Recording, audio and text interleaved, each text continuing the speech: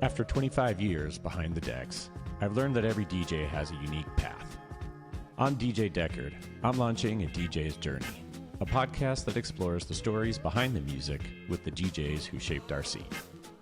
On this episode, I'm joined by Steve Raskin from Fort Knox 5, funk collective known for blending electronic, hip-hop, reggae, and soul into their signature sound. We dig into 2 decades of global touring, crate-digging influences, and the stories behind the tracks that help shape modern funk on dance floors around the world. Welcome to A DJ's Journey, where every beat tells a story.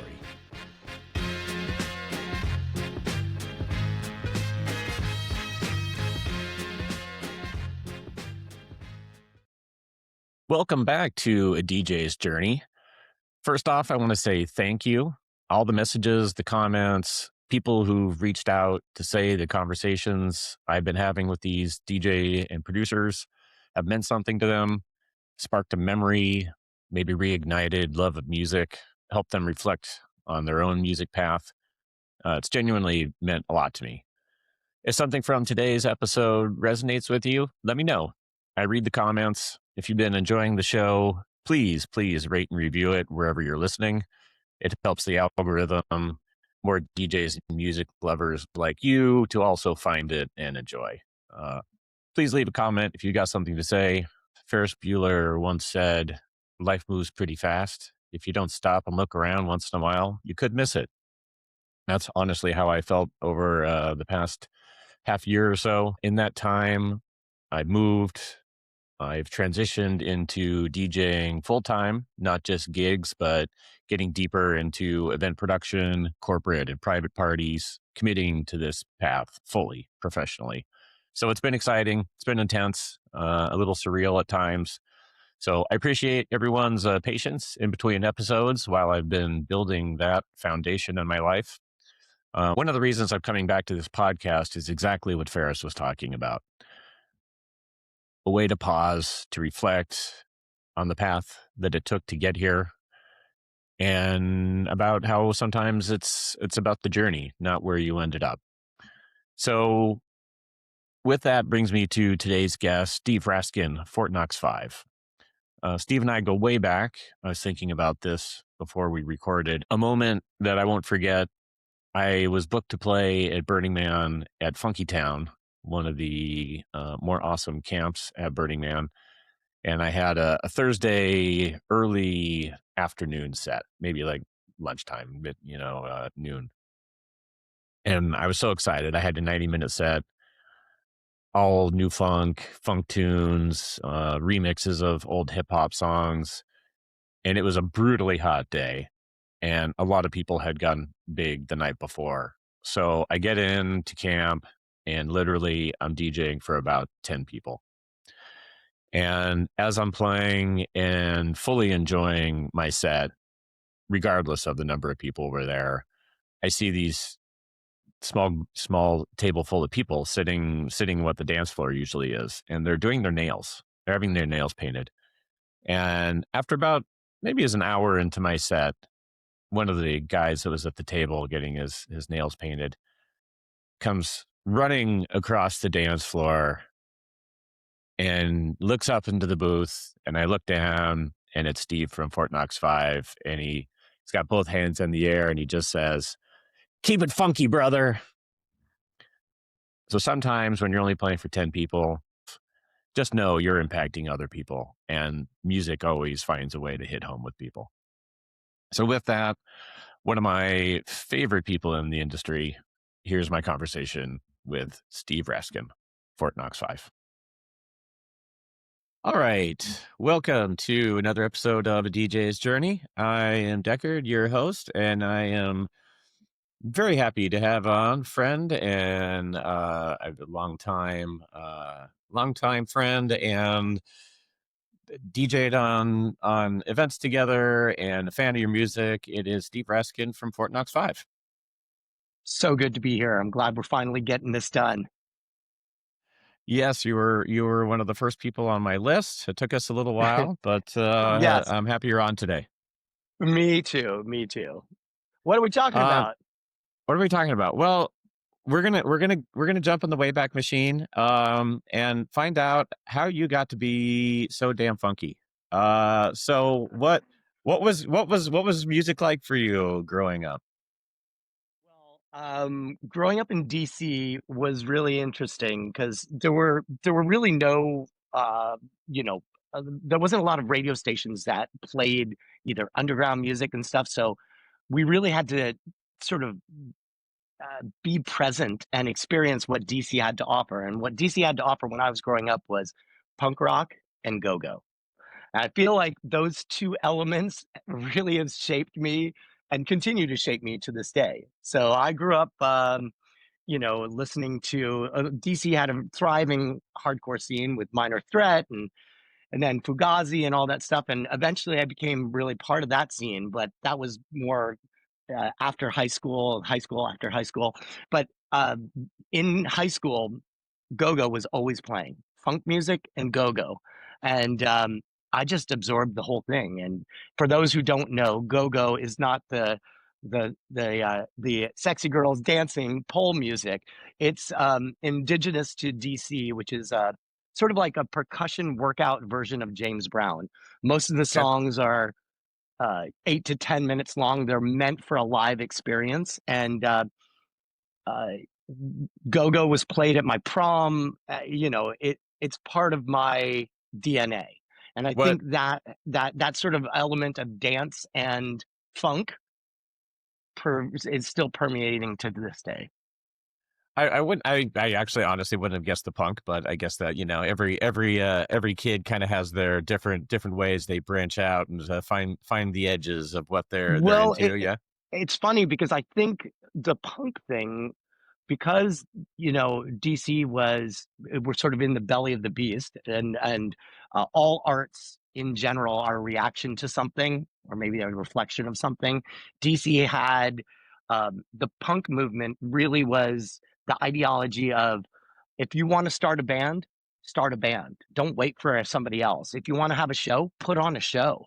Right. Um, Learn all these things. My first shows were, probably 13, 14 years old. Me and my friends, we would go to the VFW halls, the rec halls, and you'd sign up for a Saturday afternoon or whatever it was, and it would be all ages shows, and we'd play our music as well as we could.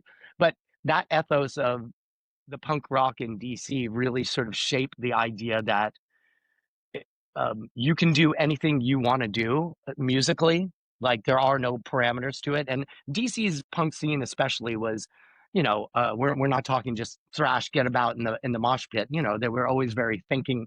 I call it, it's like thinking man's punk rock, whatever. Um, and that sort of ethos really allowed us to not only start Fort Knox 5 and before that Thunderball, but I started my own design firm. We started our own record label. All of these things are an extension of the punk scene, but the fun and the funk was the conduit of just wanting to make people move, wanting to make people dance. Did you like, I mean, jumping back even before then, like were in elementary school or junior high school, were you like Yeah. playing instruments? Were you? Yeah, I started with piano like most people do. I think my parents signed me up for piano lessons. I was I was doing all that stuff, but I never really, I sort of cheated back then. I kind of wish I'd really learned how to read music. Now it's sort of, it was Right. so always a guideline. I had a good ear. I could memorize things really well. And so from piano, on my 13th birthday, my friends and all my best friends, we all decided we were going to start a band. And so one of them got an electric piano, one of them got a drum set, one got a guitar, and they were like, "You're on bass." I was like, "Cool." So from piano, I learned bass, and we actually had something that I would recommend to anybody. We would have band lessons. The guitar teacher who taught my friend took us all in, and he would be like, "This is your part, this is your part, and this is your part." And so from an early age, we learned how to communicate through our instruments. I mean, we were all learning our instruments, but at the same Right. time, it's like, we're doing Smoke on the Water, we're doing, Right. Jumpin' Jack Flash or whatever it is. You're learning how your singular element becomes part of the bigger picture. Yeah, so from there, I taught myself guitar, and um, in high school, I was doing these sort of punk bands, and but for me, my real interest was when cassette four tracks came out. I was obsessed with this. Even before that, I would take those old cassette where you have to do play and record at the same Oh time. yeah. Oh yeah. Yeah. Yeah, and I would sit there and I was like, "Wow, how do you make music by yourself?" And I would sit there and play drums on a little notebook, record it and play it back, and then play a little guitar line, and then a little bass line that I'd sing on top of it. By the end, it was like, so much noise from bouncing the tapes. But that was my first Right. experiments with recording, and the idea of being able to make music that sounds like a band, but you can do it yourself. That's always been a part of my uh, exploration with music. Were your parents also musical, or were they just like were they encouraging, or were they just very They were very really encouraged. tolerant of do Yes, your thing? yes. My parents were they encouraged the art side. Neither of them pursued any art stuff, but my dad's mother, my grandmother, Grandma Ann, she was the matriarch of the family, a very prolific sculptor, painter, mixed media, and so we always joked about how it skipped a generation. But my parents always encouraged it. My little sister actually went on to becoming to follow music too. She was going to be the bass player in the band Belly, Oh, through wow. different things. And she was part of like the Boston indie punk scene. She was in a band called Scarce, traveled with Throwing Muses and Flaming Lips, but Oh, all that's right. part of her story. But my parents, with us growing up, they would come and see our shows. We were terrible, but they would be there in the back of the shows supporting, wearing all Yeah. black to try to blend in. I'm still trying to But get my parents to getting my parents to one of my DJ shows. yeah, Like well, I'm you like, know you know what? what? Like I need to make it happen. To this day, my dad still will call me up and be like, ask me something or whatever, especially when I was living in DC. And I'm like, I'm busy. And he's like, you don't have a job. Like, I was like, yes, I do. But that's just his little dig. I think Right. Right. I know secretly he's proud that somehow this artistic musical journey is still going on after all this time. Right, right. Like hey John, Steve. Hey Steve, Yeah. you're still like not, you don't have a real job yet. So you mentioned, I think you mentioned like kind of graphic designer, Yeah. record label band. Like what was kind of the order of you? And I think maybe you and I have talked about this before, but what was kind of the order of things? Like, did you go to college, and if so, what did you go to college for? And then how did music and how did all this like coalesce together for you? And what year Um, was this also? oh, are we gonna really date ourselves right now? Yeah, okay. Well, just what's the era? What's the era? So late 80s, late 80s, early 90s, college, graduated college, went to Rhode Island School of Design. I was lucky enough to, I don't know, for some reason, all through high school, junior high and stuff, I always knew that music and art was something that I wanted to follow. And looking back at it, I'm like, I have no idea what sort of merit they saw that got me into Rhode Island School of Design, which was a very prestigious, art school. But all the while I was doing art, and actually, let's see if I can actually show this here. Um, in school, this was my medium. I did Okay. linoleum cuts and printmaking, and after college, I did a lot of stuff for, I don't know if you can see it well, but I did a lot of illustration for magazines, newspapers, crazy stories. A lot of these are illustrations for magazines and newspapers. But all of this is sort of intertwined, right? So, graduated college, decided to following this career in illustration, but all the while, music was just under the surface. And while I wasn't playing actively in bands and stuff, I started using my design skills to to do album packaging, to do music related packaging. I had a lot of friends in the DC music scene, and as their projects were getting bigger and bigger, they were like, "Oh, we need some album stuff designed." And so I started designing album covers. I did one for this band called Edsel, and then people had seen what I had done, and then I started getting more and more work from there, as one Right. does. And then I eventually joined the band Edsel, so then I was doing music and design. I ended up doing a lot of stuff for Bad Religion, um, all the DC punk bands. There was a huge connection, and then obviously, the more I was touring the country with my indie punk band Edsel, I met people. People would be like, "Oh, we want you to design something for us," and so I had a very early 90s, I had a very healthy career traveling, doing punk rock, indie punk, and designing album covers. Um, the band eventually got the attention of Sony Relativity Records, and this is in the early 90s when everything was sort of getting scooped up. Yeah. And as our friends' bands got signed to major labels, then eventually we did too. Right. Um, Yeah. and Alternative we had, music was really like pumping back then. yeah. And so all during this time, designing records, playing this indie punk stuff, we eventually get signed. We take our entire recording budget. We're such Anglophiles that we decided to go to England to record our major label album. And they gave us too much money for an artsy indie band. We were never going to become, I think they thought we were sort of in a Flaming Lips kind of vein, which we were.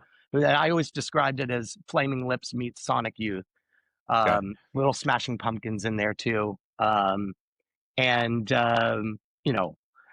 we took the budget. We hired the Rolling Stones horns to come and play on the record. We hired the producer who did Oasis. I mean, it was opulent, it was extravagant for us. Um, and it just so happened that during that time, at the recording studio was right next door to Cream, the super club. Right. So, this was in the heyday as electronic music and was sort of shifting from underground disco and house to, these big clubs, Ministry of Sound. And so it happened to be that the recording studio was next to Cream. I remember the owner of the studio was like, "You guys should go and check this out." And I was like, "We're not going to go to some dance club, whatever. Right. We're too cool." Anyways, long story short, we go in and, they had this giant room. And I was like, "This is amazing." Everybody, these big no neck guys would say, "Come up and give you a hug." I was like, "What is going on here?" And then I stumbled into the jungle room. And I Yeah. remember walking in here and being like, "Oh, this is like an electronic version of Bad Brains," right? It was Right. like Right. punk Right. rock so fast, and had this it was like funk and punk at the same time. And I just immediately was like, "Whoa." Yeah. And again, this is early 90s. We After that recording session, my friend and I, we would go back to England maybe every 3 months and go explore the up and coming musical scene. I saw the Chemical Brothers when they were still the Dust Brothers. I Right. saw, Right. Propeller Heads play in a living room at the Blue Note. I saw, like all these things where I was like, this is it for me. Like I really felt like this. I felt that it was sort of an extension of what we were doing. And so the group, the long story short of the group was, we get back, the record comes out, and then a year later, Relativity becomes a hip hop label, so we're dropped. So by the time I was in my, I'd sort of done the whole arc of what I wanted to do with music. We toured the country, went to Europe, we did the major label thing, and I was like, "What now?" I'm like, Right. "What now?" And so then um, along with Sid, and we started just experimenting with electronic loops and stuff. We started buying some early sampling gear, like High S900, and I don't know what we were trying to make from the get go, but it was sort of I joked it was like DJ Shadow down tempo mixed with the jungle influence that we'd seen, Right. Right. and we just sort of played around for maybe a Is year, that maybe is two that years. where Thunderball came from then? And that's where Thunderball came Okay. from. And it just so happened that during this time when the band had gotten dropped, so wasn't doing the indie stuff anymore, I was experimenting with this electronic music, and I dove back into designing album covers again. And it just so happened that through a mutual friend, I was introduced to Thievery Corporation, Right. who had just started. This is probably 98 by now, 97. They just started their project. They put out two singles, 2001 Spliff Odyssey and Shaolin Satellite. And uh, our mutual friend who ran a thrift store was like, you guys have like the same sensibilities. I was obsessed with like late 60s, early 70s cinema and like Right. photography. And so was Eric Hilton. And we just started talking, and he immediately, we bonded, and I started designing the records for Thievery Corporation and 18th Street Lounge Records. And Right. by an Right. extension, I ended up playing my music for Eric I was just curious. I just was like, what do you think about it? Yeah. And I remember Eric saying to me, you know, I really was reluctant to hear what you were doing because we click. I like your design stuff. I did. And he's like, I just didn't want to tell you that it's bad. He's like, but I like it. And you should put out music on our label. And that started the whole next chapter of my electronic music existence. Okay, so then we go Thunderball and you're they 18th Street Lounge. Is that already Yeah. So going at 18th that Street point? Lounge Records was the label. And it became a real haven for, we sort of pioneered this, the down tempo left field along with, Yeah. I mean, on the West Coast, you had Ohm Records. We had Kruder and Dorfmeister in Yeah. Europe. There was this whole scene was sort of coming up. And it was kind of nice that we sort of represented the East Coast. We were like the Oh hub yeah. of this. Yeah. Um, And Eventually, it was Nick, very distinct, coming from very, myself. Like yeah, I had been DJing for just a few years at that time, and down tempo was still something relatively new to me. Like yeah, I was like really like I like dance music, whatever it was, yes, breaks or progressive or yes. house, and then but yeah, there was this.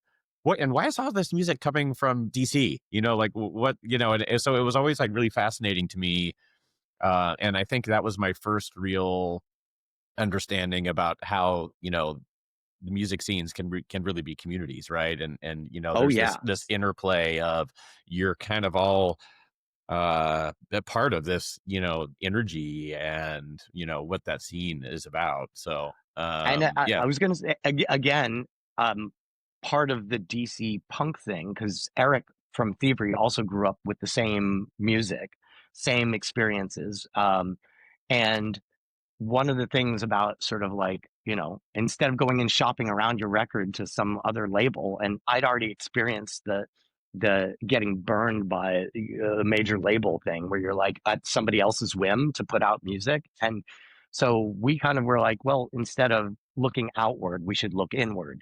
And eventually, Eric and Rob both started like I cited like collecting like-minded people, Ursula 1000, Yeah. and Nicodemus, and who was doing turntables on the Hudson. And we Right. we Right. eventually had this for starting this in the US too, because it was so, especially when we were starting, we felt we toured mostly in Europe for Yeah. the first couple of years. I would say early 2000s.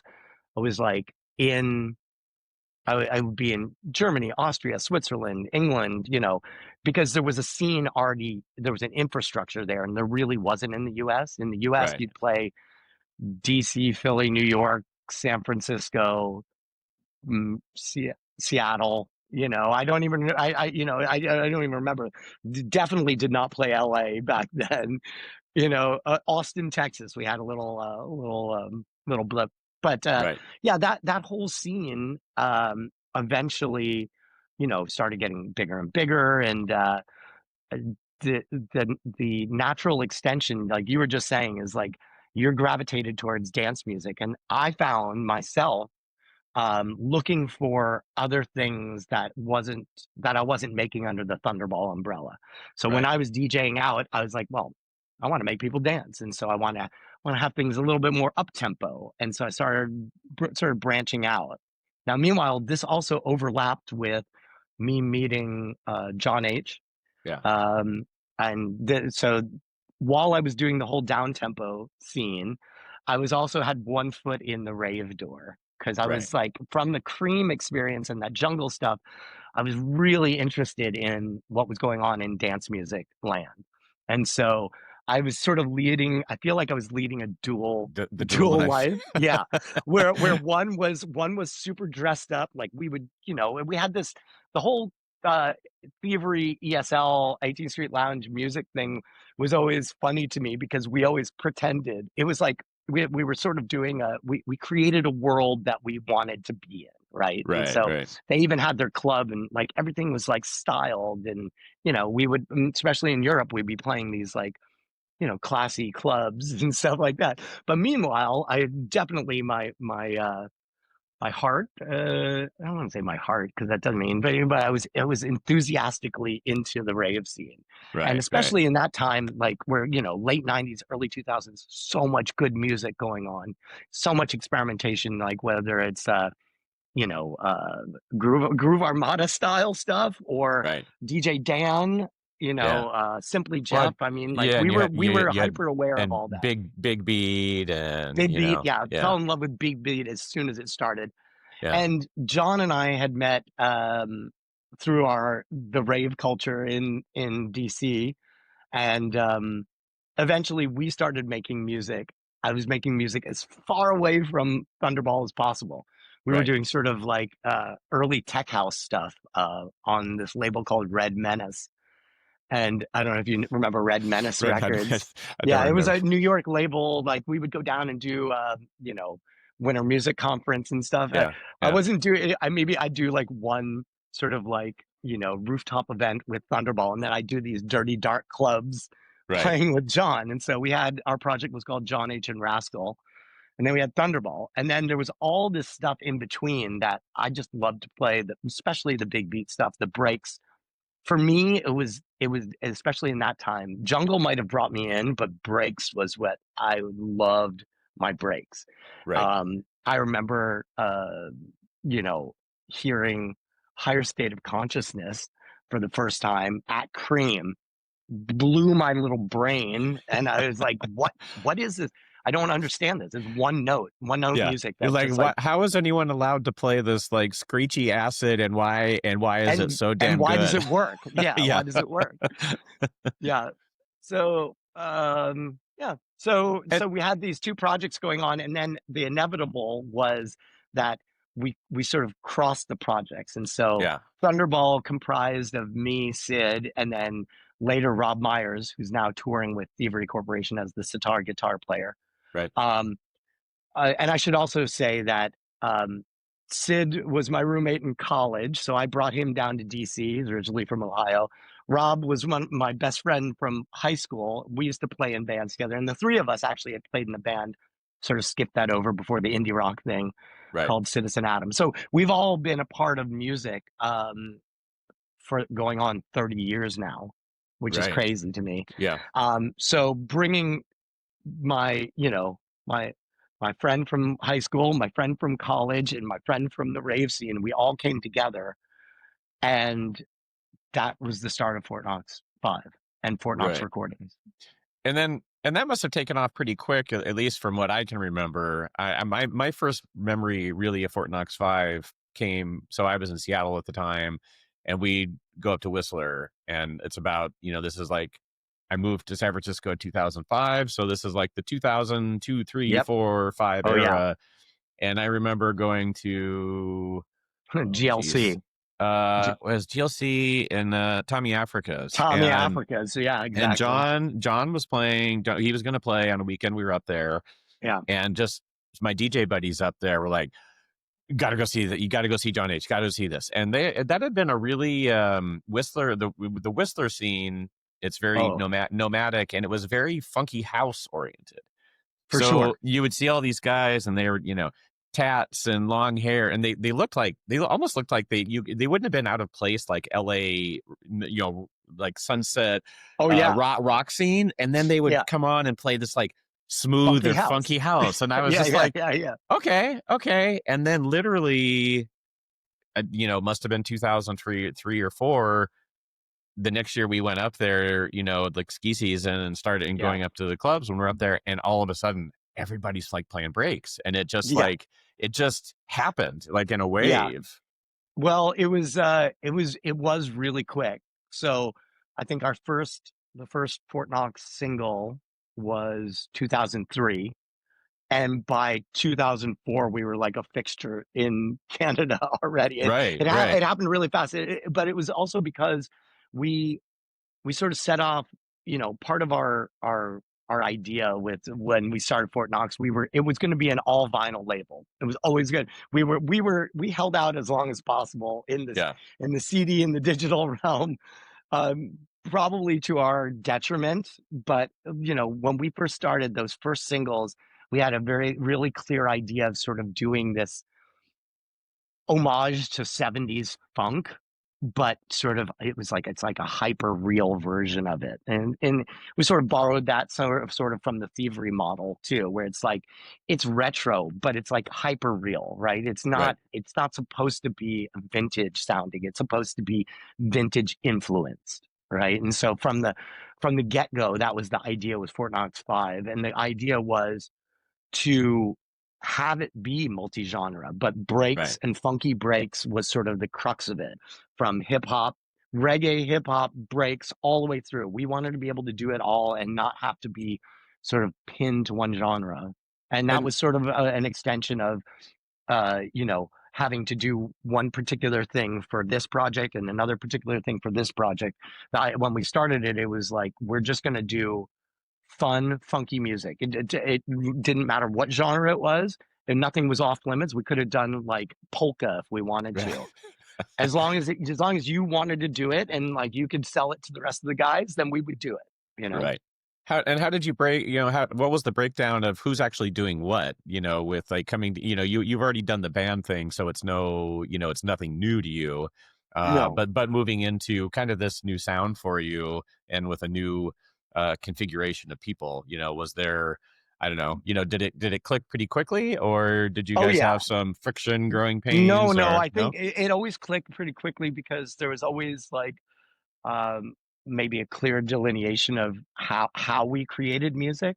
I've always been uh, principal producer and the human interface from the computer. That's Human so interface, I like that. yeah, which is to say, somebody will bring something in and be like, early on we're like, okay, we're going to do our version of Fatboy Slim, Yeah. and here's Ski Whiff doing their version of it, and here's Crack and Smack, and so we would sort of like pour it over and dissect it and be like, okay, well, here's what they're using. They're using all these samples. Where we decided from the start that we would never use anybody else's music Okay. and make money off of it. Right. And that was the thing that always differentiated us. People would ask all the time, well, where's that sample from? I'd be like, it's not a sample. Mind you, we did use stuff from like sample library, sample CD stuff where, you'd buy a, thing of like sax lines and stuff like that. Sure, we use those things, but we never appropriated anything from any existing music. And if we did do that, we never released it as Fort Knox 5. We always did it under the moniker of DC's Finest. And it Right. was kind of Right. one of the things that we took pride on.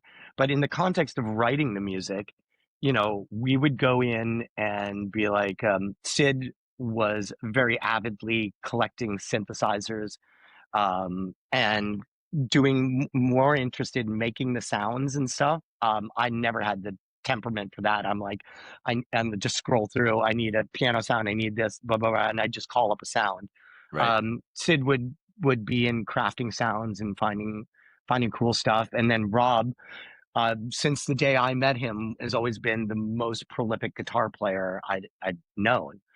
And then as a backward story, the reason that he ended up joining Thievery was through I was sitting with Eric one day, designing some Thievery stuff. I remember him actually saying, we really need somebody who can play sitar. And I pointed to Rob because he had just come back from India Yeah. studying with Ravi Shankar's teacher. Right. And the rest is history. The first song they ever did was Lebanese Blonde. So, Oh, anyways, that as an aside, that's not a that's bad not a start bad there. little Yeah. moniker, yeah. Yeah. But Yeah. as an aside, so Rob could play anything string, Sid. So we all kind of came together, and John and I sort of brought the DJ element into it. And one of the things that I always said, John, uh, I miss him terribly now, mostly when I'm working on songs, because people are like, well, what did John do? And I remember telling him one time I was working on a track, and he's sitting right next to me, and I was like, are you going to participate? You're going to say whether you like it or not? And he said something to me, something to the lines of, I'll tell you when it sucks. Because Yeah. John had a knack for, finding good music. Like, he really, like, would dig and scour, and he always found the best vinyl. And he had an understanding of how dance songs were made and what was needed, Right. so we all brought our little skills into this, and together we would work on things. And like I said, no idea was a bad idea. And especially the leading into, before we started releasing something, I think the first four singles are so different from each other. Right. Like, one is kind of like, funky live breaks, and then another one has, reggae samples in it, reggae feel to it. And yeah.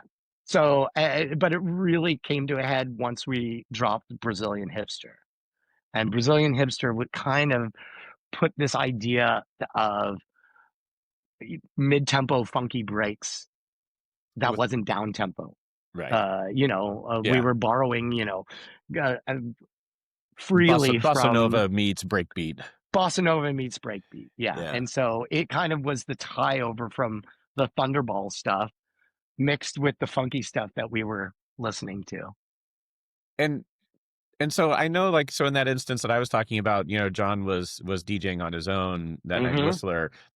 What was it like for you guys as a group putting out music? Like, are you, so it when did you actually start DJing as well? And did you have this like individual, you know, you're part of Fort Knox Five, but you're DJing? Did you, DJ together? You played as a Oh, we did. band? Yeah, All we of the did it. above? All of the above. All of the above. Actually, when we first started, we had the idea that Fort Knox Five was going to be a live performance, and then we always joked was, in early days, the fifth member was always reserved. There were four of us, but the fifth member was anybody that we were collaborating with. The whole Right. idea of the project was collaboration. Um, Whether we brought on a vocalist like our friend Mustafa, who is uh, you know since passed away, but we met him because he was the doorman at the club that we DJ'd at. Right. And we would bring people on board, percussion, and like the idea that this was going to be a live band. And we pulled it off. Like, I think the first year we did just as many live shows as we did DJ shows. People sort of saw us as a band, and at that point, there weren't many people who were doing this live electronic thing. Right. Um, we were. I feel like we were sort of pioneering it in a weird way. There was stuff that was sort of splintering off from the jam band scene, Right. um, and then there was also stuff that was sort of, you'd have like live percussion with house music and a live saxophone and stuff like that. And there was like these sort of popping up, but it wasn't, especially with what we were doing, and then obviously some of the UK guys, I mean, even like seeing Propeller Heads with the live drums and the keyboards and stuff. I was like, Right.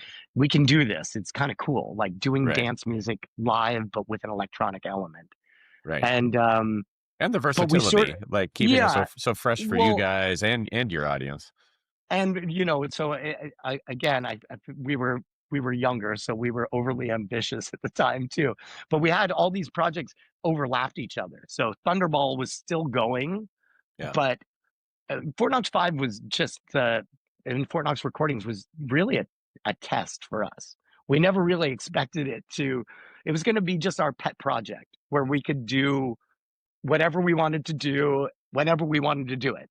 And then it started snowballing faster than we expected to, and actually landed Did with more of an impact than we expected it to. did the label Did you start self-releasing at Yeah, like the same time? Okay, same time. We started the so label and the group at the same time. oh, same That time. was when Okay, Fort Knox 5 was Fort Knox Recordings was the vehicle to release Fort Knox Five's music.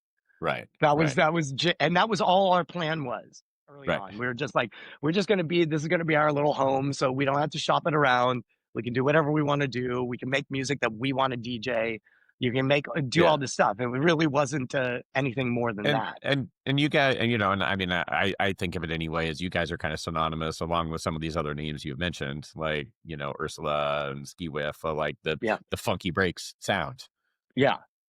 Well, I think we were sort of. I think we were trying to blend the the West Coast breaks, icy breaks, the Florida breaks, and sort of bring that with this sort of mid-tempo sensibilities of Ski Yeah, Whiff and Kraken's and Crafty Cuts and yeah, all the guys who are like sort of bringing those elements. I was like, oh, we're gonna do a blend of the two, right? So right, have this real like super breaky breaks, but live instrumentation on top of it. And I think that's what we felt where we're bringing uniquely to it.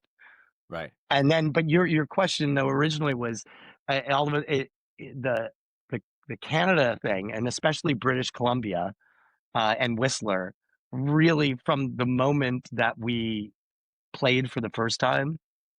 I think it was in 2004, must have been 2004. We played our first three shows in Canada were, and by the way, we used to bill ourselves as Fort Knox Five versus Thunderball Okay, for our DJ sets yeah, because all the promoters had enough money to pay for two artists, but they would only give us one fee for one name. So right, early on, we were just like, well, I was like, you're going to be Fort Knox Five, I'm going to be Thunderball, and we're going to play together. And now we each get paid for the show. right, That was our like little cheeky, how we're like, oh, we're not going to lose money on this tour. We're going to right, actually right, make some right, money. right. So our first show was in Calgary with the small town DJs because they ran a record store called Hi-Fi. Not Hi-Fi, Giant 45. Their club was called Hi-Fi, and they had reached out to us and saw that we had booked one show in Vancouver. It was playing. We were going to play a rave in Vancouver, and they were big fans because they're Pete and Mike had reached out and said we sell more of your vinyl than anybody else's.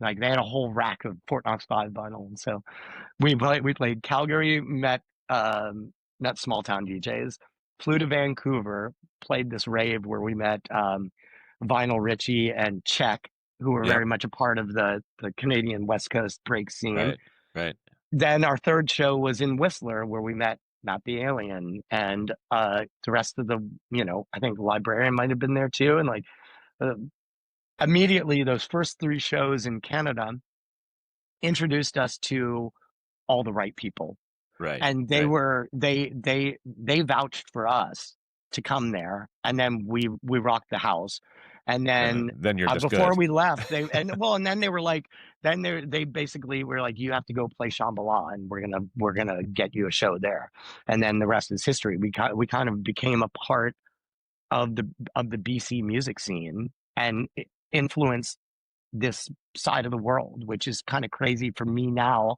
Right, living here to see how what we started in our basement in DC has had such a influence, especially where I am now.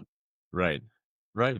Well, it is so beautiful up in that part of town. And you know, the one thing I, you know, that I always experienced both, just as going up to Whistler and experiencing that, and as a DJ, because at the time, you know, I was still trying to make my name in Seattle, you know, but Yeah. I kind of got, we had some connections up at Whistler.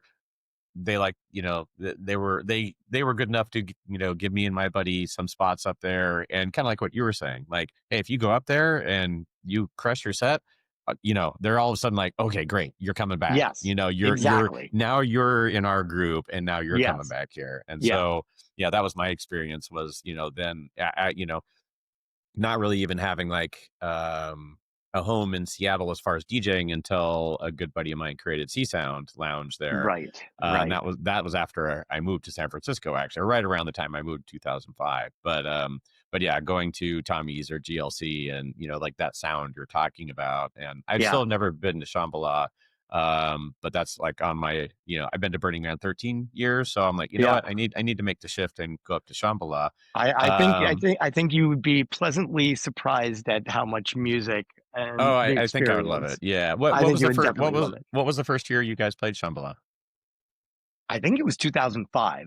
I want to say it was 2005, but I was trying to do the math. There were between COVID taking off. I was like this past year, I was like, has it been 20 years? But then it hasn't been 20 actual performances. But yeah, I Right. think it was Right. 2005. I'm pretty sure. And what was the first year? So you had Radio Free DC come out in 2008. Yeah. Um, so what was that? That whole era there is just you're just still building on kind of what you kicked off around 2003. Yeah, it was funny. Like that probably should have been our second record because we just kept releasing singles, and then Yeah. by the time we started getting into the recording session that became Radio Free DC, we had already done a track called Radio Free DC, which actually didn't make the album because it didn't fit with the rest of the narrative that we were doing. So that was a bit of ironic things, but Brazilian Hipster and all those early singles, they weren't on that record either. They Right. were like the things that sort of a lot of groups would have sort of done here's all the songs that we've pulled out and then written a couple more. And I sort of felt like they'd already come out. We had done a couple compilations called the New Gold Standard, where all those tracks had not only had they come out on vinyl, there'd been remixes of them from like Dr. Rubber Funk. We gotten all Ski Whiff, like we gotten all big names to remix our stuff. It had already come out. I didn't feel like I wanted to repackage the things. I kind of really wanted to do this whole album. And one of the things that had always stuck with me was the Avalanches Since I Left You record, where everything had that sort of DJ effect where things were just you blurred the edges, and really was obsessed with a lot of Foley at the time. And so I Yeah. wanted to make this radio tuning concept. It had been done before, but it was really more of just a vehicle for doing for us sort of yelling from Washington D.C. It was us, broadcasting our ideas. And I remember thinking that uh, we wanted to make a record that was both listenable and danceable.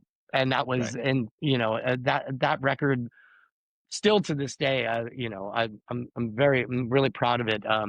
Allergies had, Roy had done one of those flashback things for Computer Music Magazine or Music Radar or whatever, and I did a nice little piece about it, and it was kind of nice revisiting it so many years later. Um, to this day, I think there's still so many tracks on it. I mean, I still incorporate Funk for Peace. I incorporate acapellas and stuff from from that album a lot Right. into our into my shows and stuff now. And were you so I guess continuing on, at that point, what was the like, are you still going with Thunderball at the time as well? Are you still now you're like kind of going full on Fort I Knox think 5 Thunderball, yeah, Fort Knox Five had really like cemented? yeah, cemented, and you know how you have to strike while the iron's hot, right? So Yeah. we started pouring more stuff into Thunderballs. The musical releases slowed down while Fort Knox Fives increased. However, I was still going and doing the shows as Thunderball, playing, traveling with like Crack and Smack in Holland and doing the shows in Europe while John was doing the shows in Whistler. So we were Right. kind of like doing things. Um, I remember I just saw it recently. We would do New Year's in two different places, and so it'd be like Fort Knox Five, Steve Braskin, Fort Knox Five, and Right. Right. John H. Fort Knox Five, and John really became the face of Fort Knox Five, which I couldn't have been more happy for. When we were he really stepped into not only his role as the ambassador, and if you ever had met John back in the day, John remembered everything. He remembered I always remember faces. I've been like, "We've met before," and but John would know when, where. He'd connect people, he'd connect Right. music, he'd be like, you know, he probably single-handedly, um, put CDs or music into the hands of everybody. And Right. then, I'd get to a club I'd never played before in, like, Montana, and, there's one of our mixed CDs playing as like at bar time or whatever, Right. Right. I mean, same thing, in Whistler. I mean, every place I would go to, especially during those years, um, there would be Fort Knox 5 mixtapes Yeah. playing. Everybody had a mixtape. It would be in Right. Right. everybody's car. It was like, and that was all John. And the big push was when Gwen Stefani had asked for Fort Knox 5. Somebody had gotten one of our mixtapes to Gwen Stefani. Like, so, again, this is John's like constant handing out stuff. I think it might have gotten to her manager, and they were putting together her first solo tour. Her album hadn't even come out yet, I think, and was like, "Oh yeah, what you're doing is exactly what we want before the show." Especially that back then we were mixing rock and roll, 80s Yeah. nostalgia, new, old, it didn't matter. We were Yeah. same thing with our music, crossing genres, playing a little bit of everything, something familiar, taking, ELO songs and putting a beat on Yeah. them. Like we Right. were in a sort of a free form mashup state, and that had gotten there, and that was what they wanted. And so they were like, I was like, this is a huge opportunity, and they're like, but we only have room for one on the tour bus. And Right. I sent John on that. I was like, John, you have to go do this. And, he's got to do things that I still haven't done. I haven't played Madison Square Garden. I haven't done the Rose Bowl and all these things, Hollywood Bowl and all this Right. stuff. And like by the end of that tour, I think what year was that? 2006. He had really become, he'd grown out his afro. He sort of, Yeah. he was the not only the physical embodiment of what we were doing musically, but the ambassador for it. Yeah. Um, and I think that's an important part of the story because musically, the DJs knew who we were, but and people who saw us, but it was through this sort of like constant. John would like after the show, anybody who was a big fan hand off a CD, stickers. Right. He he yeah he became the ambassador. He was the brand He ambassador, and Well, I was just going to say, I was looking back at some of the history on, Space Cowboy side and seeing where we've where interacted he before. overlap. Yeah. And there's the at Burning Man 2007, he played on the Unimog, Space Cowboys Yeah. Unimog, which for anyone who doesn't know, it's our. I'll flash a picture up here and put a link to the set we have because it's still, I think to this day, was one of our like most played sets that we Oh, put yeah. out because people just love that sound, and especially in Yeah. that era where the breaks were still going big. Electro was about ready to play right around then, kind of Yep. taking off pre Yep. EDM, and so like there was this Pre-EDM, yeah. great mishmash of breaks and funky breaks and just big beats and just lots of different things in the stew there. And Yeah. um I don't want to jump forward too much, but that it No, just yeah. kind of led me to um one of my most proud or favorite parts of Burning Man was the first time with Space Cowboys, where because I have my different sides. I have my Yeah. more kind of electro or breakbeat side, and but I also like playing down tempo and chill stuff. Yeah. And As we the do, right? yeah, I we think all have any our good different DJ should have facets, right? different facets. Yeah. And the Cowboys, we made a saloon, Yeah. and most of our gigs were going to be away on our art car on the Unimog. But I came up with the idea, like, well, we've got a saloon. Why don't we do a day party? And I'll invite Fort Knox 5, Ali B, Hmm. I know there's at least one other person I'm totally blanking on right now. From that Uh, era. Yeah. yeah, Uh, I can't, I'm not remembering who it is, but basically it's that, it was like breaks that were a little warmer, a little fun, like we're gonna play this at 2, 3 in the afternoon, and we're not here to like blow the doors off the place. We're here to just put right. a great vibe on it. And Nobody needs to hear dark techno at 2 in the afternoon. yeah, and that's totally fine if you want to, but That's fine. Sure. I'm not shaming uh anybody. yeah, no shaming on that. No shaming. But I still just remember that day of John, hanging out with John and his wife, Yeah. and just getting to spend the day with just two really cool people, Oh yeah. and spending the day at that gig. And then we went off to it was an après ski party that Vinyl Richie and Yeah. And Ace's Ace. camp Yeah. were part of. Yep. Yeah. Yeah. So it was just like, oh, this is awesome. My world's, Colliding. Yes. Whistler, yeah, worlds colliding. And I just, could have made me happier having that experience. Yeah. Well, I was going to say, and I don't think it really is jumping too far into the storyline, but the Burning Man angle is another thing that was like, we always joked, John was always like, you got to come. I always said, Burning Man's just not big enough for the two of us because, I was tongue in cheek, everybody Yeah, yeah, calm down. yeah. No, but Burning Hey, Man, yeah, Burner's yeah, like, what? yeah, exactly. Don't cancel me. Um, John, we would spend the summer touring, doing these festivals, and then John would go, to the Burn, and um, that that also is a pivotal part of the Fort Knox story, right? And so, uh, in the same way that he, represented us in clubs and stuff, bringing the Fort Knox sound to the Playa, especially during those years. Yeah, John would be playing on Burning Man radio for yeah, everybody coming in. Everybody would be listening to like people knew, and the Burning Man community even bigger. Like talk about because there's so many facets of people who are there. There's people outside of our little bubble of who knew who we were before knew Fort Knox 5.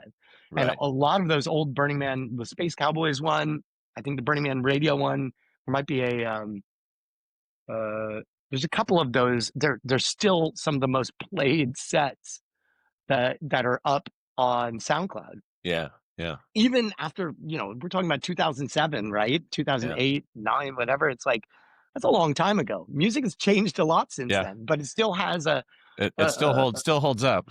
it still holds up, and there's still a sense of nostalgia about it. But it was Yeah, because the music, even at the time, was sort of capitalizing on nostalgia before it. It's all just like repackaged nostalgia with funky beats. right, right, um, while sort of using contemporary music as an influence too. right, Like he'd be playing MIA just as long as right alongside some mashup of Beatles, right? right. And like that's cool. That's sort of what made the Fort Knox sound. But Did yeah, did you get out to Burning Man with John or no? no, that's Never. the I went to the Burn for the first time, bringing John's ashes Yeah, there, and 2016. 16, yeah, Yeah, 16, and it was it was when I needed to be there. You yeah, know, um, it's funny, funny, just anecdotally, to be able to be there, bringing John back to somewhere that he was so loved and seen and such a part of, and people that I didn't know who were his friends became my friends. And then from there, I went for the next several years before COVID and kids and everything. But yeah, that it became my world too. yeah. But Well, and I think in that's some when. ways, Yeah, yeah, I was going to say in some ways, I I'm glad that it didn't overlap. They, I sort of I didn't step into his shoes, but I stepped into the maybe the path that he was blazing. right, right. Well, and from my own experience, having got to spend a little bit of time with him, not a lot, but and seeing the same thing you saw, right? Which is he was a great front for it, and I can Yes. still picture him in his head, like you said, kind of the frizzy hair, and he's like wearing a Oh, he just headband when he started thing. doing his little Afro puffs, that was the thing Yeah, that yeah, got me. and just sunglasses on, Yeah. and just having a great time. And then I think the time where you and I met was actually around that time with you and Jason queued up, Yeah. um, going out there. And then I don't know approximately how long, but yeah, you kind of had that, I don't know, probably, just that, yeah, that journey to uh Yeah. kind of play together, as well. And, probably just going through a healing journey for the both of you. Yeah, that's so if we're the when after John passed, um well, we'll backtrack a little bit. So when I was saying, as Fort Knox got bigger, we started not having to do Fort Knox 5 versus Thunderball anymore. The Right. fees got better and Thunderball wasn't really being active anymore. And so we would start traveling as Steve and John from Fort Knox 5. And Yeah. we would do the traditional back to back, and early on, I think we were doing like every 15 minutes we'd switch, and then it got to be 5 for 5, 4 for 4, 3 for 3, 2 for 2, and then based on our impatience, we started playing on top of each other, Yeah. and it was really, I think it was more the impatience on John's part, if we're being honest, because we would do our the 3 for 3, right? And John would mix bam, bam, bam. He'd do 3 songs in 3 minutes, and I'd do 3 songs in like, I don't know, 12 nine minutes. minutes. Yeah. Yeah, whatever. I'd let the songs play, and he would just be breathing down my neck. I was like, dude. And so finally, we we started. It kind of started off as a joke where so I was like, "Oh, you're not gonna let me in." So we would take the third deck and I just start playing acapellas Right. on top of it. And that really started this 4 deck thing. And we that sort of became a blueprint for a bunch of people. Funk hunters still do it to this day. Small town DJs, ski tour. Yeah. Although they're back to back more, but this sort of DJ duo kind of thing, and Yeah. it was great to travel around like that, and we were doing something I always felt was unique too, because each performance was interpretive, right? I mean, we certainly had routines, but I had a pot full of acapellas, top loops, and effects, and we would switch out the the music, and Right. so we do song, instrumental, acapella on top of the instrumental, and we that way we could play Fort Knox 5 tracks Yeah. on whatever set we wanted to. Right. Take some early Dirty Bird, like some tech house track and just drop, Funk for Peace on top of it, playing it at plus Right. 24 or whatever. It didn't Right. Right. matter. Um, and we would, I had a little drum trigger so it could play these more like loops, and it really had a live element that I personally liked that we brought back into our stuff. And so when John passed, um, the first person I thought of was Jason queued up to do this live 4 deck routine stuff with me. Um, and definitely part of the healing process. John and Jason and I all came up in the electronic music scene together. Jason was slowly releasing stuff. I was queued up. We'd started putting out his stuff on our label. He had moved from DC out to the West Coast, and yeah, we spent the bulk of 2015, 2016, um, traveling and playing together, and it was good. I certainly needed it, and I know he needed it too. Um, and from the get go, I didn't want it to be, oh, Jason's replacing John in Fort Knox 5. I wanted to make sure that it was that he was getting the awareness of his name and Yeah. that his participation. So it was Fort Knox 5 and queued up, and Yeah. it was important to me to make that happen. And promoters definitely understood that, especially they were like And, I was like, no, Yeah. no, no. So, and that was, it took a while for me to get my DJ feet back Right. together. Just kind of get your bearings, I guess, To right? just get my And heal bearings, as from, yeah. also to decide what it coincided with a Well, lot of things. right. Well, and you lost a musical partner and a friend, I so lost you my had to, barometer. I said I yeah, lost my musical barometer, and then when that story I told earlier about knowing when music is done, um, it, it- that's a part of it, right? So I was having a hard time writing music, which I'd never had a hard time writing music before. I was very prolific. I was having a hard time DJing. I just didn't. I couldn't find my feet. right. And uh, after a little while, I started. Um, I had some music stuff that was sort of in the hopper, and reached out specifically to do more collaborative kind of pieces. And so um, because I think I still needed that element, and even though Sid and Rob were still a part of Fort Knox 5, it was a different collaboration that I was looking for. Yeah. Um, Along the way, as the DJ side of Fort Knox 5 sort of took over, Rob basically started touring with Thievery full time and still Right. does to this day. Sid went back to doing full time graphic design stuff and still does a lot of that to this day. And it's they're still all a part of it, but in the end it's become a different, it's evolved from where it Yeah. started. And I think that was the hardest part after John losing John. It was re stepping into the face, being the face of it, feeling like I knew where I wanted to write music. What did I want to do? I had a lot of reflection of, well, what now? Part Yeah. of it was, was this the end of the story? And we same thing that had happened with my indie punk band. I'd done everything that I expected to do. Was that the end of the story? And I just wasn't ready Right. to stop the Fort Knox story. Well, and you yeah, and I can remember a few things, and I'll definitely post some links here. And I can't remember if it was 2016. I think it was probably that year.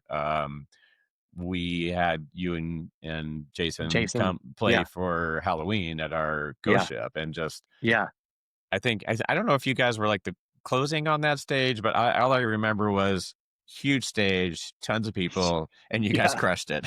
Yeah, I think we had to go on after Crafty Crafty too. Cuts, yeah, yeah, Yeah, yeah, yeah, which is in a warehouse that really I yeah, remember that show well. That was yeah. fantastic. But John had played Ghost Ship Yeah, before he as a had played solo. he played one either the first or second year, Yeah. maybe the second year we had on Treasure Island, Yeah, same thing, and what was the New Year's one too? What was the New Year's one that you guys Breakfast of did? Champions. Yeah, yeah, Bramble Breakfast of Champions. Yeah, because John was, out there Yeah, representing with you guys. representing. And so, yeah, Well, and that's what I thought was, you know, again, kind of viewing this from adjacent, and getting to know you a little bit, and like, hey, I've heard your name and I know you're part of Fort Knox 5, but yeah, just being part of that. And it was touching, and it's always just helpful for everybody, everybody who was had John in their life on some level, yeah, you sense it, right? It's like, here was this guy who was a real just ambassador for, for funk, for Fort Knox 5, for just, kind of like, this dude was just alive and just a yeah, really, really great guy to be around. So yeah, in meeting you and hearing you talk about kind of losing your barometer and all this, but I still, this is just a personal memory, but when I saw you at Funky Town at Burning Man, which was like this, camp that's obviously, very funk related. And I was really stoked to just get a gig there. It was like my oh first yeah, gig that I played there. And it happened to be on like, started relatively early in my set. But I had like really put a lot of work into like putting songs together, and it was a brutally hot day on like a Thursday. And it's just one of yeah, those days where you go, you know what? I have no idea if there's going to be anybody here or not, but I don't care. yes. I'm just going to do my thing. Do you? You do And, you? And then at this table across from the dance floor where there's just kind of some people milling around, hanging around the camp, maybe having some early drinks or something. And I think you guys were getting you're painting your nails, I think. And I remember my buddy Rick was there, and I couldn't tell who this, and I think it turned out to be you, but like, Yeah. and then after maybe an hour into my set or something, you kind of come jogging over, and I'm like, oh, it's you, and you're Yeah. like, keep it funky, brother, and I was like, you know what? Like sometimes that's Yeah. all you need to kind of Oh, yeah. keep things going is just like, hey, for the 15 people here, if they Dude, love it, that's good enough. honestly, some of my, I think that's kind of what it comes down to. Like, you can play a show, no one's paying attention, but like you still play. Like I go into it every single time being like, I just want to have fun because Yeah. I'm the fan. Like Yeah. I want to be like, sometimes it's like a magician when you know the secret. You're like, oh, I know what's going to happen, and it's that excitement. Like you're excited to show it. Yeah. Um, because I know what I would if I was the fan out there, the Yes. one fan. I'd be like, "Does anybody else hear this? If Mind blowing." if I'm being a little cheeky with my Yeah, friends, at a house party or something, I'll kind of like, I envy you guys, and they'll kind of yeah, what? yeah, I go because you're out there listening. yeah, it's me. I'm in the booth. You guys Yeah, get to really hear it I've been known to leave the booth, go and and go dance, back. and just come up to somebody and be like, "Anybody know who's DJing?" That's I awesome. know it's so stupid, but But I yeah, mean, it comes from the place of actually, being DJing and doing music for years, there's certainly times where your excitement level might abate and surge. And so, oh yeah, being a fan also, I think is actually uh it's a great thing for everyone else who gets to listen because it means you're still engaged and still yeah, for sure, enjoying it, having fun. yeah, So yeah. um you've also I want to ask you as well about you do the Funk the World series, and so I just want to ask you also about the curation side. Um, Okay, yeah. are you like what how in terms of the over the years was that you're all doing a little bit of like kind of artist and maybe not development's the right word, but researching, getting songs, picking what should be on the label and all that. For sure. I mean, the label itself, if we're going to go back to when we first started, never mind the music side of it, right? The label also divided us into our strengths, right? So, um, John what he would always be doing like licensing and basically reaching outreach. Rob sort of spearheaded graphic design production. We would do design together, but he would execute. Sid would be doing. We all kind of had our roles, right? And the A&R side of it was never the intention. The label, like I said, was started as solely as a vanity label for us to just do our thing, not expecting anybody to, just to trickle. We can put out things whenever we want to, and then all of a sudden, as things started taking off, and then this is also in conjunction with us doing the live band as we started bringing in other musicians from our DC scene, um, those musicians all had their projects too. And Yeah. so, like our friend Javi, who played percussion with us, he was the conga player for Thievery Corporation. It's going to sound very incestuous. We all Yeah. played Yeah. on each other's records and stuff. But the live instrumentation, um, Roots and Z, who were the original reggae raga singers for Thievery Corporation, had a band called CI. Um, Javi, who played Kungas, had a band called Empresarios.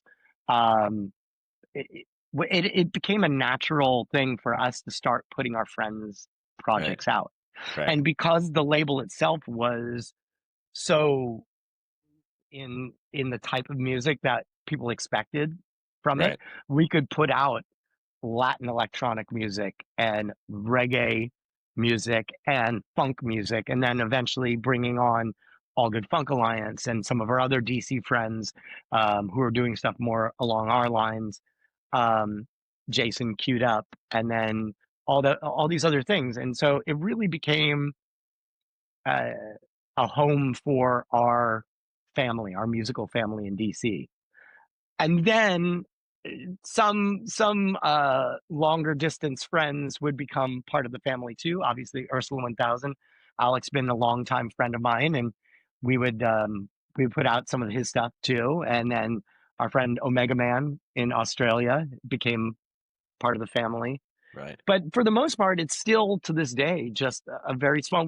We never we never looked to sign anybody. We didn't have the infrastructure or the desire to be like Ohm Records or Yeah. anything where we're just like, or even Jalapeno or whatever, or Yeah. Bomb Strikes. It's like there we found ourselves reaching out to the DJs and the people who we admired to come and do remixes for us. And Right. that was sort of our cheeky way. It's like, oh, we can get a Stanton Warriors remix, and we can get an A Skills remix and a Crafty Cuts remix and a Crack and Smack. We can sort of Yeah. do this, and then vice versa. Then we would do it for their labels or wherever they had a home for, and it was a nice way. Like I said, to this day, it's sort of last couple of years ago we ended up 2023 we ended up celebrating 20 years of doing the label somehow, and going back and culling through this, it was like, man, there's a lot of good So music on yeah, there's here. a lot of good There's a music. lot of Yeah. music, Yeah. I'm like, at some point I should actually count the number of individual tracks that are on the label at this point. But Right. it's there's certainly other labels, even like Funk Hunters have their label Westwood, and stuff where they're building new acts and they're signing things, and especially now that John isn't here, there's just not enough time in the day to do it properly. And I Right. would never want to put out somebody and just sort of like half bake a release. You put too much time and soul into making music, nobody should ever just whatever it. You kind of Right. want somebody to to cherish it, and which is why to this day, we don't have a fixed release schedule. We just kind of like, I think our last two releases, Jail Funk from Germany had reached out. He always wanted to do a version of Jinglin' Janglin', so I sent him the parts. Yeah. Takimba, a good friend from Maxwell Cuddy from Portland, doing some excellent remixing now, reached out to do Spirit of 75. I mean, these are the kind of things that I'm really interested in. I think the catalog still has legs. And like I Yeah. said, I love the idea of taking almost back to square one where we're sampling ourselves, right? So it's Well, sampling ourselves, it's it's funny like, too. Yeah, you mentioned that, and and that's like this is where DJ controllers have gone, right? Is oh yeah, the stem stems. separation, and Oh so yeah, I'm I've been kind of salivating at that. I still have like an old controller, and it's a tractor, so and yeah, tractor's a little behind the times on that, but kind of exactly what you're saying is like, oh, I kind of salivate when I go, God, I have 25 years of DJ tracks that I could start making fresh for myself and my yeah, audiences by, yeah. oh, I have this idea to kind of remix it on the fly or take this acapella I mean, it's been there the whole time, but it's just the ease Yeah. of being able to Oh, the do ease that of it, now. and some people are doing it amazingly. Like Yeah. I'm watching in terms of live performance. I'm sort of pre-isolating my acapellas Yeah. and putting them on grid and stuff and putting my cue points in so I can play it. But watching some of these people who are doing it in a live scenario where you're like, oh, conflicting, you just like turn off the music. I'm like, wow, this is, you know what? Oh, you don't have to mix in key anymore. Look at that. If Right. it's Right. not working, just take it out. Yeah. Yeah. Yeah, there's some really interesting, fun stuff that's going on right now for sure. Um, and I did want to ask you, so being a big part of that DC scene, and we talked a little bit obviously about Whistler and BC, but what was it that moved you there permanently? That's a pretty big move. Well, it took falling in love and meeting someone as what happens, that it I feel like it's all been a part of my journey too. In at that crossroads, losing John coincided with meeting someone, and it wasn't until um, 20, this was over a period of time, but DC was, I found myself being wanting to be on the road more and not wanting to be in DC. A bit escaping DC. I would go sit in the studio and I'd have writer's block. Yeah. I could not do anything. It was really frustrating. And I think, I'm certainly not a fatalist about things, but you take opportunities as they come and see your paths as they come. And everything led me to leave DC. And whether it was going to be for a short time or a long time, I didn't know. But it was the first time since early '90s when I'd come back from college that I was like, I was such a part of the DC scene, and um, it was the first time that I felt like I wanted to be somewhere else. Yeah. And it eventually, my journey from DC to BC, came to fruition, and then I ended up living in Whistler. And again, a lot of this, we played here so much that people already thought that I lived here. We were playing in the Sea to Sky, Whistler, Vancouver area Yeah. so often that a couple times a year you'd run into people and they're like, "Oh, where you been?" Yeah. Right. I Right. don't live here. So when I Yeah. finally did move there, I immediately jumped into a scene where I had Just friends. kind of plugged right back in. Yeah. Plugged right back in, and like one of my leaving leaving DC where I had such a hardcore group of friends, musicians, collaborators, to then go somewhere else where I had the same kind of support group, just in the next chapter. And here we are now, 10 years on from that moment. So Yeah. I've had a decade, I've only been here since 2017, but it feels like the last 10 years have been in this world And where you needed to and be. where I needed to be. Yeah. And, the side note of it is that John lived in Squamish with his wife, Pamela. And I remember years and years ago, I'd be working on something in DC and he'd be in Squamish. This is probably 2010 or 11. And he'd be like, "We should just move to Squamish." And I said, "There's no way. Why would I ever move there? I mean, maybe Vancouver, Yeah. Yeah. whatever. It's just a sleepy little logging town." And that now I live here. So you never say never. And John's up there definitely being like, "I told you so." Yeah. Well, and as you're finding out, the West Coast is the best coast. The West Sorry, Coast is sorry, definitely the East best Coasters, coast. don't kill me. Don't kill me. Yeah, you know Uh, what the thing? Yeah, don't cancel us. yeah, don't cancel As us. an East Coaster, I have to say that we, one of the when even from the early days, we always um, had we felt more at home with the West Coast scene, and we were certainly like inspired by, you know, Jurassic 5 and like the Yeah. whole Bay Area, like the funkiness of the Bay Area with the hip hop was a big influence on us Right. too. So to sort of be, considered an East Coast output of that was Yeah. always a very flattering thing too. Nice. As we're wrapping up here, I have to ask, I'll put you on the spot a little bit, but Okay, go.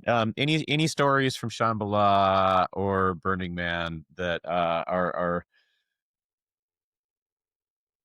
Oh, like the absurd, amazing, surprising, shocking, funny, humorous, oh, any of the above? oh my God, there's there's a million of those I know, stories. I know. I mean, I hate how to many are put you on the spot, but it just, how many are fit for public consumption? I well, don't know. that's for you to decide. I got Well, one yeah. from Kelly Reverb that I'll just summarize it. He went to his Mm, first Burning Man this year.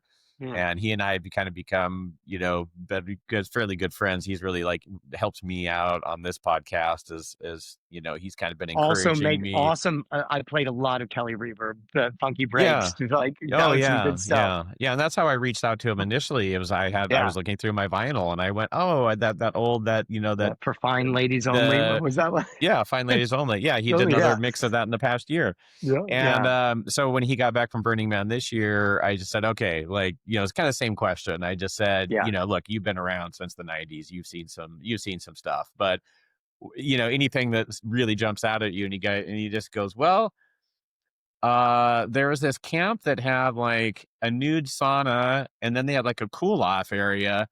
It was, and so his original gig was kind of wiped out by the weather. They asked him if he wanted to do a makeup gig. And so basically he was like in between the two. And so as he just said, you know what? Just keep your eyes above waist level. Go do your Yeah. business. And here's Yeah. all these people around me that are like just hanging out naked left and right and enjoying the playa. Well, I would say, it's so funny because Burning Man is definitely like, be careful where you look kind Yeah. of thing. Or if you do look, you can, just don't linger. You Yeah. You know, don't know what you're going to be seeing. So yeah. no, I was gonna say my, my first year at the Burn, um, when you start realizing that the Burn is magical, um, Kaylee, my wife, had been there a couple of years prior, and so we were biking across the playa, and I was like, she's like, I'm really hungry, and I was like, we don't have time. I'm going to one of my gigs. I was, going somewhere. I was like, it's somewhere I had to be, like Burning Man time. Yeah. My set. Yeah. I got to be at my set, Yeah. right? Yeah. And we were having this thing about, she's like, I really got to get something to eat. And I was like, well, we don't have time. And literally in the middle of nowhere, this guy comes biking right up to us and being like, it's like, bikes past us and stops, opens his umbrella, and he's like, hot dogs, cold beer, get them. And I was like, what are you talking about? Like literally. So we bike up. And I was like, and she goes, and that's why Burning Man is magical, right? That's it. Yeah. And then so my one of the funny stories I'll play off of Kelly Reverb's story, which is one of the gigs that I ended up settling into for the years that I was at Burning Man was playing at Bronner's foam dome, that Yeah. their shower camp, and my time slot was the closing gig, last shower of the weekend, end of the end of everything, right? So I got to close it out. And first time first time I played there, we rolled up and and then like I was like, I don't think I can DJ naked. I just don't know if I can do it. I mean everybody's naked, whatever. It's like it shouldn't be a big thing. I was like, I think I gotta wear shoes, like or something. Like I just felt really weird to me A little just too DJing. vulnerable or Yeah, a something. little too vulnerable, and I'm sorry, so I'm playing, and all the friends show up, and it was way too much information. I was like, you know what? I took off my glasses because I needed to see in the distance, and then everything became a nice blur, and then I could play my DJ set. And then I ended, and everyone left, and the last two people left there besides Kaylee was Alex and Allison Gray. And Alex says to me, he goes, you been in the shower yet? And I was like, no. So I took a shower, me and Alex, that was the way I wrapped up my first Burning Man. So there you Nice. go. Yeah. Nice. I love it. I love it. Thank you. You've been very generous with your time. Oh, Keith, I'm so glad we got to do this. And like, honestly, don't get me monologuing. We could probably go on for another hour. We'll do part two at some Yeah, point. at some point. Yes, Yeah. absolutely. And very much looking forward for anyone around the Bay or you want to come to the Bay for Halloween. Space Cowboys throwing our Haunted Mansion party with none other than Fort Knox 5 and DJ Icy. And the So, Space Cowboys crew. and the Space Cowboys crew. We will be throwing down funky breaks, house, all good stuff. So, Yeah. love that we've had you multiple times in for shows, and looking Me forward to too. this one. Space Cowboys have really been like a home. Before we go, I think I need to show one last thing here, which is I have John playing at Funky Town with me every Where? day. Oh, hold on. Hold Yeah. on. The Uh, camera. can you Oh, see there. it? Oh, gotcha, gotcha. Okay. Oh, yeah. There you go. Yeah. Wearing his little hat. Wait. Scan to the left a little bit. Okay. Oh, there we go. There we go. Now we got it. Oh yeah. Okay. Sorry. That's awesome. Yeah. So Funky Town, for those that don't know, Funky See, Town would put out like a scaled down, yeah, Lego I like. model. I don't know if Yeah. they do it every year. I think No, no, I think, some yeah, years. and they would do they do like, it was all the friends of Funky Town, Yeah. so Janky Barge, Yeah. they'd have all the stuff. I'm pretty sure the Unimog was one of the Legos as Yeah. well. All right. Well, I Yeah, think I have some pictures, so yeah, I'll put up. I'll see if I can add some B-roll material here so people can see some more of those pictures and from perfect. Funky Town. All right. Awesome. Thank you, Steve. Much appreciated. 100%. See you soon.